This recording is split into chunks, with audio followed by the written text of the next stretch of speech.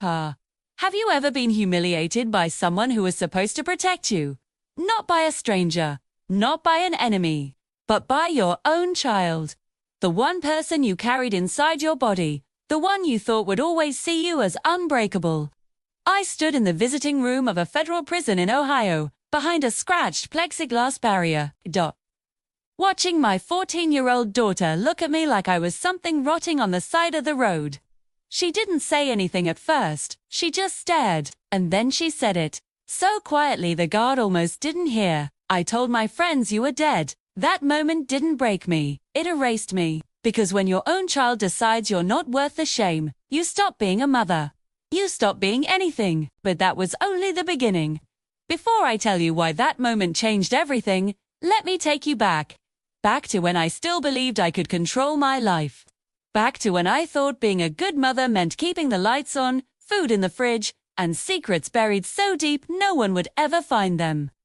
My name is Rebecca, and for 32 years I was the woman everyone thought they knew. I was a school volunteer, the one who baked cupcakes shaped like footballs for the team fundraiser. I was the pharmacy technician who never missed a shift, who remembered your name and asked about your grandkids. I smiled at everyone. I helped everyone. And no one, not one single person, ever asked me if I was okay. Because I wasn't. My husband left when our daughter Emma was 3. Not because he stopped loving us, he said. Because he stopped loving himself. That's what men say when they re too afraid to admit they just do, and want the weight anymore.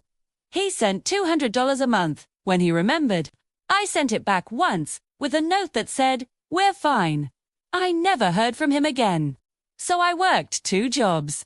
I took extra shifts, learn how to smile through exhaustion, so convincing that even I started to believe it. And for a while, it worked. Emma had dance lessons. She had new shoes every school year. She never knew we were 3 days away from eviction, most months. She never knew I cried in the car before I walked into the house, because I couldn't let her see me that way. But there's a price for silence. There's always a price, too. The hospital where I worked had a problem. Everyone knew it, but no one talked about it. Medications were going missing. Small amounts at first, a few pills here, a few vials there. Nothing that set off alarms. I wasn't the one taking them, but I was the one who saw who was. Dr. Brennan, 58 years old, silver hair, kind eyes, the kind of man who looked like someone's grandfather. He'd been there for 23 years, teched. Everyone loved him. And he was stealing opioids to sell to a dealer to counties over, feeding his gambling debts, one prescription at a time. He knew I saw him. And one night, after a double shift, he cornered me in the supply room. The fluorescent lights buzzed overhead. I remember that sound. It felt like a warning I should have listened to. He didn't threaten me. He didn't need to. He just said, "You have a daughter, Rebecca, a smart, beautiful daughter with her whole life ahead of her. It would be a shame if something got in the way of that." I didn't say anything. I just nodded. And when he handed me an envelope with $5,000 inside and told me to keep my mouth shut, I took it. Have you ever felt something like this? That sickening moment when you know you've crossed a line you can't uncross, but you're too afraid to go back. Myself, it was just once. That I'd take the money, pay off the debt collectors circling like vultures, and walk away clean. But once became twice. Twice became 6 months. And then one morning, federal agents walked into the pharmacy with a warrant and my name on a list. Dr. Brennan had been caught, and in exchange for a lighter sentence, he gave them everyone. Including me, especially me. The trial lasted 4 days. My lawyer was a public defender who looked 12 and had 17 other cases that month. The prosecutor painted me as a criminal mastermind, a woman who exploited her position to endanger lives. They didn't mention that I never took a single pill. They didn't mention that I was terrified, that I was trapped, that I was trying to keep my daughter's world from collapsing. They didn't care. Dyer was sentenced to 6 years in a federal correctional facility. Emma was 12 when they took me away. She cried so hard at the sentencing that the bailiff had to escort her out. I remember watching her disappear through the courtroom doors, her aunt's arms around her shoulders, and thinking, this is the last time she ever looked at me with love. I was right. The first year inside, I wrote her letters every single week, long letters, full of apologies and explanations, and promises that when I got out, everything would be different. She never wrote back. Not once. Her aunt would send updates through my lawyer. Emma's doing well in school. Emma made the volleyball team. Emma doesn't want to visit. That last one came in month 9. I read it sitting on my bunk, staring at the cinder block wall, too. And I realized something that almost killed me. My daughter was ashamed of me, and she had every right to be. Prison is not what you see in movies. It's quieter, more suffocating.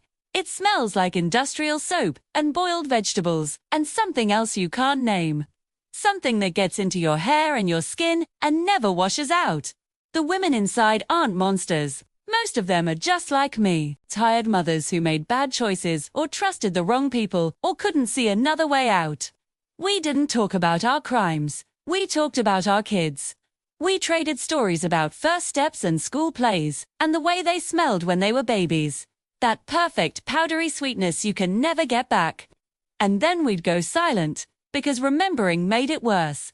But that was only the beginning. I learned to survive by becoming invisible. I followed every rule. I volunteered for kitchen duty, even though it meant scrubbing grease traps until my hands bled. I took a class on bookkeeping. I read everything I could find in the prison library, mostly romance novels with cracked spines and missing pages, but also books on philosophy, on forgiveness, on how to rebuild a life from ruins.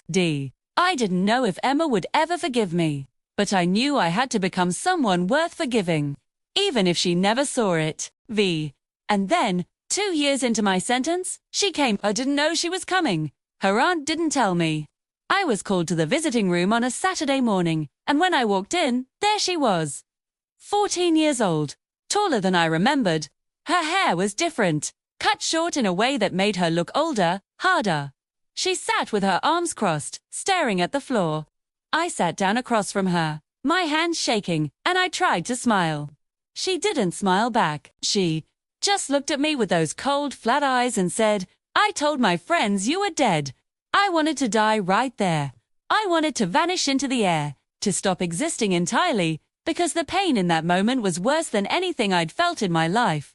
But I didn't. I just nodded. And I said, "I understand." She blinked, surprised. "You understand?" Her voice cracked. "That's it. That's all you have to say." And I said, "Yes, because you had to protect yourself. And I'm the one who put you in that position. So, if telling people I'm dead makes your life easier, then I'm glad you did it." She stared at me. And then, for the first time since I'd been locked up, she cried. Not loud, not dramatic. Just tears sliding down her face, silent and endless. Like she'd been holding them in for 2 years and finally couldn't anymore. She whispered, "I miss you." And I whispered back, "I miss you too." That visit didn't fix everything. It didn't erase the shame or the anger or the years we'd lost, but it planted something. A tiny seed of possibility. That maybe, just maybe, we could find our way back to each other. Stay with me until the end, it's worth it. The visits became regular after that. Once a month, then twice. Emma started telling me about school, about her friends, about the boys she liked who didn't know she existed. She told me about her aunt, who was kind but didn't understand her the way I did. She told me she was scared she'd end up like me, making bad choices because she didn't know what else to do. And I told her the truth. I told her that I wasn't a bad person who made a mistake. I was a scared person who made a bad choice. And that the difference matters. Because bad people don't care who they hurt. Scared people just don't know how to ask for help. She asked me once, "Do you think you'll ever forgive yourself?" I said, "I don't know, but I'm trying to become someone who deserves forgiveness, even if I never get it." She nodded.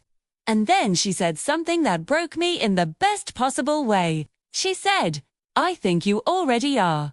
I was released after serving for years and 3 months. Good behavior. Model inmate. All the words they use to make you feel like you've earned your freedom, when really, you've just learned how to disappear into compliance. Emma was 16 when I walked out. Her aunt drove her to the facility to pick me up. I stood outside the gates with a plastic bag containing everything I owned, squinting into the Ohio sunlight, and watched their car pull up. Emma got out before it even stopped moving. She ran to me, and she hugged me so hard I couldn't breathe. She smelled like vanilla and teenage girl body spray, and hope. And I thought, this is what redemption feels like. Not fireworks, not applause, just your daughter's arms around you, holding on like she's afraid you'll disappear again. But the world outside was harder than I expected. I couldn't get my pharmacy license back. I couldn't work in healthcare, couldn't be trusted with medication or people's lives. I applied for 63 jobs in 3 months. Grocery stores, call centers, cleaning companies. Most didn't respond. The ones that did took one look at my record and said, "We'll let you know." I knew what that meant. Emma watched me come home defeated every day, and I saw the fear creeping back into her eyes. The fear that I'd give up, that I'd make another bad choice, that I'd leave her again. And that was the moment I stopped being who they thought I was. I started volunteering at a re-entry program for women leaving prison. Not because I thought it would lead to a job, but because I needed to remember that I wasn't alone. Debts, that there were other women like me, women who'd made mistakes and paid for them, and were trying to build something from nothing. I helped them write resumes. I taught them how to answer interview questions without apologizing for existing. And slowly, I started to believe my own advice. I started to see myself not as a criminal, but as a survivor. Not as broken, but as rebuilt. One of the women I helped got a job at a non-profit that supported formerly incarcerated people. She recommended me. I interviewed on a Tuesday morning, terrified, waiting for the inevitable rejection. But the woman who interviewed me, a former public defender named Karen, looked at my record and then looked at me and said, "You made a mistake. You paid for it. And now you're here, trying to help others do better." That's exactly who we need. I started the following Monday. Minimum wage. No benefits. I didn't care. It was a chance. It was dignity. It was proof that I could still matter. Emma saw the change in me. Not overnight, but gradually, like watching a flower bloom in slow motion. I started standing straighter, smiling easier, sleeping through the night without nightmares. She started introducing me to her friends again, casually, without shame. This is my mom, not my aunt's friend or some other lie. Just my mom. And the first time I heard her say it, I had to excuse myself to the bathroom and cry for 10 minutes straight. On her 18th birthday, we sat on the porch of the small apartment we shared, eating grocery store cake and watching the sunset. She leaned her head on my shoulder and said, "I used to think you were the worst thing that ever happened to me. But I think you're the bravest person I know." I asked her why, and she said, "Because you didn't give up. Even when I gave up on you, you kept trying. You kept showing up. And you taught me that people aren't their worst moment. They're what they do after. I didn't know it yet. But the world was about to change. Emma's in college now, studying social work. She wants to help kids whose parents are incarcerated to be the person she wishes she'd had during those dark years. She calls me every Sunday. We talk about her classes, her friends, her dreams. And sometimes, late at night, she'll say, "Mum, I'm proud of you." And I'll say, "I'm proud of you too," because she survived me. She survived my choices, my absence, my shame.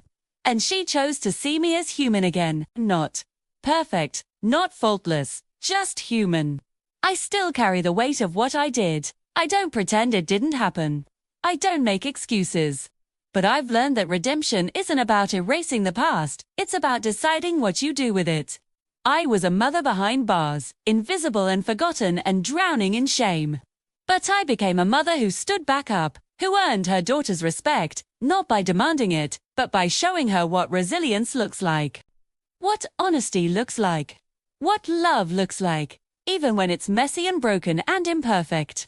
Share this with someone who would understand. Respect does not erase the past. It simply teaches us how to breathe again. And truth does not shout. It simply waits to be heard. For 2 years, I was nothing to my daughter, but a source of embarrassment, a secret she had to bury to survive. But I didn't disappear. I didn't become the ghost she wanted me to be. I became real flawed, present. And slowly, painfully, beautifully, she learned to see me not as the woman who failed her, but as the woman who kept trying. And in the end, that was enough. If stories like this remind you what dignity feels like, subscribe. You belong here. And don't miss the next story. It is something truly unforgettable.